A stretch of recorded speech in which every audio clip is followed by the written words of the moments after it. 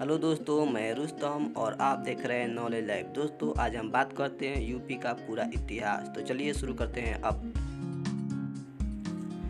दोस्तों, यूपी का पूर्व नाम संयुक्त प्रांत है। पुनर्गठन 1 नवंबर 1956 को हुआ। राज्य दिवस 24 जनवरी। राजधानी लखनऊ है। क्षेत्रफल 2,40,920 वर्ग किलोमीटर। कुल जनसंख्या 19,98,12,000 समथिंग। कुल मंडल 18 हैं। जिला 75, लोकसभा सीट 80 और राज्यसभा सदस्य की संख्या 31 है। यूपी में विधानमंडल द्विसदनीय है। विधानसभा सीट 403 है, जबकि विधान परिषद सीट 99 है। राज्य भाषा हिंदी और द्वितीय राजभाषा उर्दू है। प्रथम मुख्यमंत्री श्री गोविंद वल्लभ पंत और प्रथम राज्यपाल सरोजिनी नायडू है। राजकीय चिन्ह मछली है, जबकि राजकीय वृक्ष अशोक।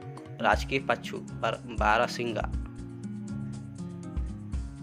राजकीय खेल हॉकी। राजकीय फूल पलाश का फूल। राजकीय पंछी सारस।